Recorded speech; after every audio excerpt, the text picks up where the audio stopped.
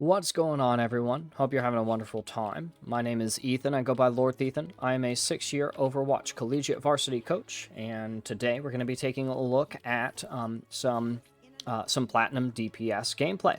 This is from a player called Caroline, aka Goo, and they mention I've been bouncing around Platinum 5 to Platinum 2 with DPS and seem to not be able to get out with the ranked reset.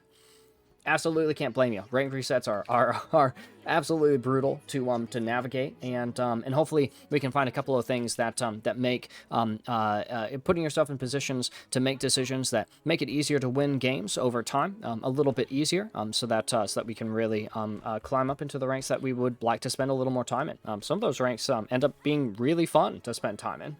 I'm a hard stuck low masters player, and let me tell you, I love it down there. All right. So starting off on the Mei here, and I notice already that your on-run has gone towards the lower side, lower left, and that's a really great starting spot for her. She's able to grab Mega there, and we have a really, honestly, a pretty passable wall that opens up some options here. We don't move as aggressively off of it as I might have us go for. We still have our ice block, which we're going to use in a defensive position. I wonder if we might have been able to use it sooner offensively to have it back sooner and get a little bit of ult charge a little bit faster, especially since moving up against the Sigma when he's walled off there helps to fight against the grasp HP that he gets when he goes for that shift and holds his hands up with a little spiraling vortex there. He eats the damage that we're going to do, and Mei's left click, her primary fire, is a lot more effective at dealing with him there. A nice wall comes up here, but again, we're not playing really aggro, and I can understand it. Our tank isn't moving up in front of us, but that involves taking a lot of damage, right? We have abilities that will help us move up, right? But we end up having to use these in positions after we've taken a lot of damage. We haven't moved through the choke. We haven't gone left. We haven't gone through them. We haven't gone to the top right, which is an option the entire time. They're here on this side of the choke. And then we have our Blizzard here, and we also have the perk that gives us movement speed and healing in it, and we don't go for its immediate cast. Now, the policy from me is if you have it, use it. If you have your ult, you have to use it so that you can use it again as quickly as possible. Although you're playing your life really well here, I wonder what good is a life being played if it's not at any point able to navigate up to the high ground, if it isn't able to use the ult as soon as it has it, because ultimately you using the ult there helps the queen, or I'm sorry, helps your tank. Maybe you get a little bit of healing and you get the movement speed to move up on these picks, right? Moving forward to control the map isn't going to be determined by the picks we secure, right? I like that we're using our primary fire here. We've been doing a lot of right-clicking. The right-clickies are actually landing really nice and reliably. That's our other opportunity to go for Blizzard, by the way. We end up taking the late opportunity to go for Blizzard, and then we don't even use the perk that we got here, right? Which is really unfortunate. I wonder if we should have picked the other perk just because we aren't using the other advantages that using that Blizzard gives us. Not enough primary fire. I cut myself off from saying not enough of the primary fire. The left clickies are really, the right clickies on the Mei are really nice and reliable. We're too wide there. Shouldn't have to use the cryo there. Although I do like that we're using it in a way that helps us generate ultimate charge. But we're so wide, right? And so we're taking damage that we might not be able to entirely justify. Although again, it is nice to generate the ult. If we're going to generate the ult though, I definitely want to see us lean into all of the things, all of the advantages that the ult can help build for us. Generally, the gameplay isn't aggressive, right? Remember, the space that we are looking to manipulate isn't going to be based on what picks we secure. We move up to spaces so that we can secure picks and control the objective and control angles, right? So moving left through the mega room, going up to the high ground, these are all decisions that you can make a little bit earlier. And if Overwatch 2 boils down to timing and map control, then it's interesting that you don't control the section of the map that you want to move through at the time when the Rhine is pinning, right? How else are you supposed to not get pinned there? Well, by moving up to your next good spot a lot earlier. We're finding that we are spending more than about 8 to 12 seconds in this position. And see my other videos, my longer ones for more detail, more exposition on some of these. But we really want to not spend longer than like 8 to 10 seconds in a position that we're in. Okay, very nice connections, nice pick as well. We're a little out in the open, and so we want to be careful about that. I don't know if we've reached the point either, but it's possible that we are doing a little bit too much re-peeking, right? Unfortunate to not get the shift there. Although just stay on high ground, right? Is the big answer to that. You're gonna see me say that in every single VOD review. Stay high ground, go high ground, start high ground, so on and so forth.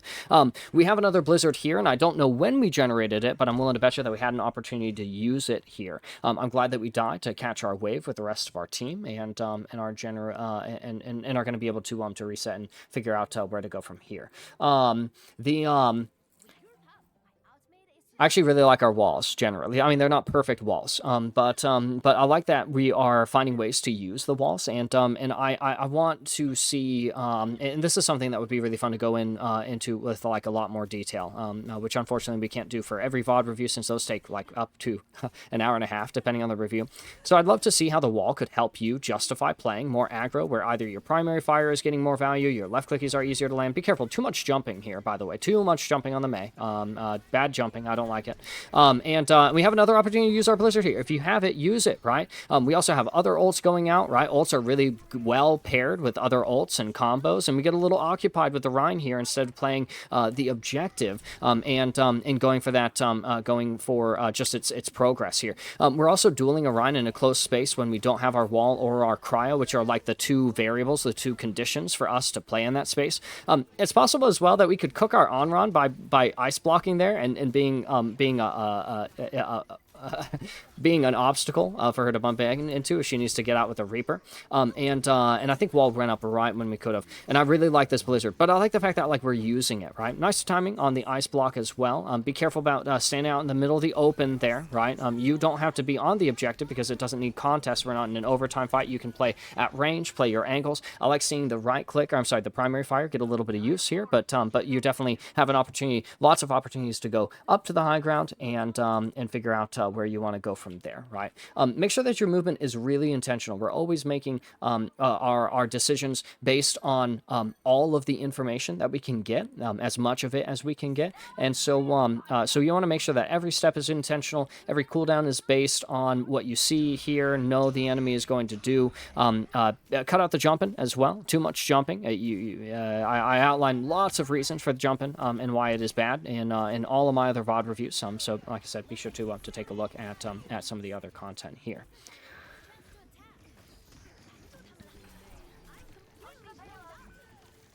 Gonna go for some freezes here in the Kitsune, and you know, at one point Overwatch, so Overwatch is a game about advantages and disadvantages, and ultimately you will either have enough advantages built up that you are able to make the right calls or the best decisions, or have access to the best decisions during like the one point in the game that it actually matters, right? Or you will have enough disadvantages applied to you that you are too unencumbered by these to have clear or best possible options to make during the fights that actually matter, right? And so it's really important to understand that, like, as early as us not moving through the choke point on Blizzard World first point attack and taking some of these high ground positions, or maybe not moving out on Mei, but going a character with mobility who can teleport, right? We're on the Reaper now, so am I going to get to see us running around, jumping from one end of the map to the other to create angles and flank, or you know, in doing it all smartly, safely, right? Which we could talk about in a longer form VOD review, but really want to make sure that we're using as much of the map as we can. So yeah, this is a lot of the map. Now this is really in here as well. This is like honestly a little too far in. The traversal that you have to take to get back to your team is really, really long here, right? So be careful. You're jumping around. You are so loud when you jump and clomp and stomp around and such. So this is a really well-meaning flank, but I think it's something you should be shut out of, especially since you're engaging from the low ground position against a Cassidy. These are all some pretty bad matchups. I imagine that in a different lobby, you could end up getting hindered, and then you're not able to move anywhere. I like the fact that you're using the abilities here, although be careful. You do this, yeah, actually. You do this thing where you ultra repeak, is what I call it in my notes, which is where you are peaking and then unpeaking, then repeaking, then unpeaking, then repeaking, then unpeaking. You shouldn't be repeaking in general, let alone up to 8 or 9 times, and that's definitely what gets you in trouble there, right? When you have a new position that you need to get to the new position. Don't bother yourself with what's behind. Don't repeak an angle that you know they've seen you on, right? Just get to your next good spot. Be careful about playing at ineffective ranges, right? You will want to help control this choke point here to stop the objective, but you don't want to play in their effective ranges, in their line of sights, when they can damage you meaningfully, but you aren't going to be able to damage them, right? So you're probably at the wrong angle. I would TP over to the other side, and instead of using this high ground, which you would be able to use if you were on a character with any kind of range, you would actually be playing the Mega Room here as the Reaper, who benefits from the close range. You end up navigating there anyway, anyways, but this Cassidy that you have marked, you actually kind of got jumped by him and ended up just too far away from cover. So again, we kind of get to like making some of the decisions that we're making a little bit earlier are going to end up being really helpful to us, right? The Emre character, I love this character. I love this hero. He has been so fun to play. I find him so incredibly engaging. I like Mr. Call of Duty, man. John Halo is probably one of the best additions to the game. Halo 3's never been more fun to play than here in Overwatch in 2026. You know, yada, yada. I could go on. But this character is really fun. Now, this is also a character that's going to be really important to play your effective ranges, use your cooldowns on really meaningful bases, right? So instead of spamming out the shots there, I maybe spend a little bit more time between my shots because it's a long duration and it has that overheat mechanic will shut you out of opportunities to get a little bit of healing from that. I like that you use the mobility, but I want the nades to be really precise. With Emre in particular, you should take a look at my other VODs because I go into detail about how we should be using the grenades to turn our insignificant instances of damage to significant ones. I don't mind the pistol use there, but it's possible you could just get away with just using your regular gun there. Want to be careful, really, really careful of like wonky cooldown usage on the Emre character in particular. So make sure that you're going to be changing up your position, playing your effective ranges here, right? So you were playing here as Reaper earlier, and Reaper doesn't work here as well as an Emre does here, right? So you can see that it reflected in the damage. Now this is what I call ultra peeking, right? Don't do that. Don't do that. You're going to get sniped by Widow. You're going to get two-tapped by the Ashe on the peak and the re-peak, so on and so forth, right? So be really careful. The movement is too samey, right? Some might even say a little too bot-like. I don't want to be that mean, but you want to make sure that you're introducing or keeping variability in your movement so that you are making yourself harder to predict, harder to hit. That's another part of the reason that you don't want to be jumping too much. Be careful. What are you doing here on the low ground? Get on top of this high ground position, right? All that you are doing on this position is taking damage from the cast, and then you're folding in and out of the choke. Do you want to be on their side of the map on high ground where it's safe, or do you want to be on your side of the map on high ground, not on the objective here? It could be either one that you want it, but it has to be one or the other. You are ending up in the choke on top of an objective around which the fight is going to be concentrating at a time when you want to be using your ult, right? So it's actually kind of fortuitous that you don't get shattered there, because I think that you should have, because your opportunity to ult would have been like pretty much as soon as they start walking through the choke. You also see how you're at an angle where you aren't going to have the clearest damage onto them until you work through that Rhine shield, and so it's interesting to imagine where if you aren't starting your position in the choke, do you end up with angles onto the targets that you would rather have that damage onto earlier on. With Emre, you definitely want to lean into the range. The range, the nade bounces, stuff like that. I really like all of that. It's nice for your Domino to put a shield up for you, and you end up here in this position anyways that I would have loved to see you in earlier, right? Now, you want to make sure that your team is ready to support you, and it's really interesting to see you drop off the high ground when they aren't challenging you here, right? And you end up back on top of the high ground, so got to figure out what it is that you want, where do you want to be, and what do you want to be doing there, and come to a very clear conclusion, because now you're going to be left alone in the choke, peeking a Domino barrier that you don't realize has holes in it, spamming a pistol that might be nice to have a little bit here later in the fight to either for the mobility to jump high ground for better angles because you're 80% to your ult, so you really want to be thinking about how you're going to use it, and you swing way too wide here, so overzealous with what you think you can get away with here in this point, and absolutely deserves to get picked for it. I like that. I see that your ventures on high ground. Do you think that you might have been able to just stay there, right, and either get picked in that position or just stay there the whole time, right? Your Ana, your Mercy are looking at you. Your Ana has nano as well. If your Ana sees that you're in trouble, maybe the talented Ana players in particular will be like, oh, well, my Emre's in a good position that's keeping it from difficult for them to move the objective. I'm going to nano that, right?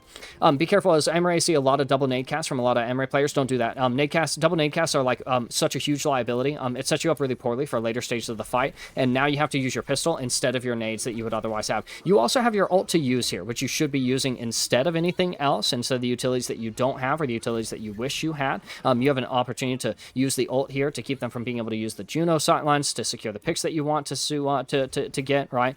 So ultimately, find that you don't use it there in that fight, but remember, the policy is if you have it, use it, and so you really want to find the opportunity that you can to use it here.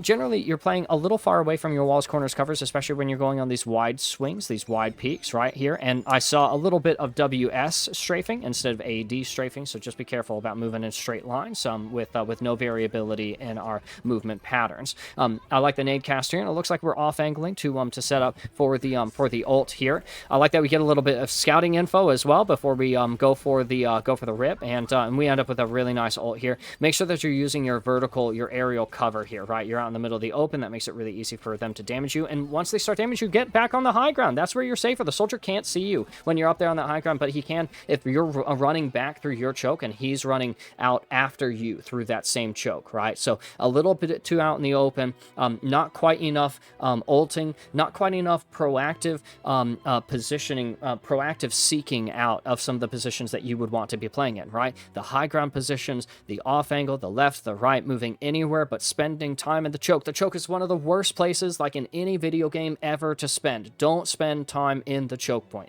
It's terrible. It's terrible, right? So instead, playing the positions that are at the ranges that are comfortable for your characters, the positions that give you the best scouting info earlier on, because remember, the scouting info is going to help determine how we should use our ability usage, because we don't want to just yeet out our abilities, right? Which is what we saw a little bit on the end, especially on the Emre, right? And we were yeeting out abilities a lot on the Mei, but it looks like a little bit different, right? Because your ability yeeting on the Mei is, okay, I've taken a little bit of damage, so I need to heal, as opposed to what we need to see from that is we need to see Mei healing the damage that helps her justify being in a position which is valuable for her to control for a little bit longer, not living in the choke longer in a fight that we aren't going to end up winning, right? You see how there's a difference there, right? Using the walls to carve up the map, but then we're looking to push on to these important positions after carving up that section of the map, right? So that's a really important part to, that's a really important element to consider as well, right? So honestly, even on the Mei, we saw cooldowns being thrown out with no clear purpose or intention or plan in front of them, right? And we always want to be planning ahead in Overwatch, as Hadi once said, professional level tank player and coach. It is easier to predict than to react, and it's a lot easier to follow through on our good decisions, our good ideas, which you have plenty of if you are thinking ahead. What do I want to do? When do I want to do them? And overall, that'll help us kind of narrow down what risks are worth taking, right? Like some of the off-angling on the Mei that I was asking you to do on some of those early fights, and what risks aren't worth taking, such as the really long, wide flank as Reaper, who doesn't benefit from being on really long, wide flanks where he's going to be isolated from his team and really put into some vulnerable positions against some of his bad matchups. As always, guys, there's a lot that we aren't able to cover in this VOD review. That's because we're doing some shorter form content on the channel now. Just not all of these can be an hour long, and that level of expertise is unfortunately going to have to be reserved as a premium service to those who would like to opt in. More information is going to end up coming on that soon. For now, we're going to have still a little bit of both the long form style VOD reviews and a lot more of these shorter ones where the length of the video is only about the length of the replay code itself. For submitting this replay code, a huge shout out goes to Caroline, aka Glue, for allowing us to examine, celebrate, and remark on their gameplay here on the channel. As always, if you guys have any questions about the comment or would like to leave some positively oriented feedback, then feel free to light up the comment section below. Leave a like or subscribe to the channel if you found the content enjoyable or entertaining or helpful to you. And as always, guys, thank you so much for watching. Be good to each other, be fair to yourselves, and I'll see you guys again next time.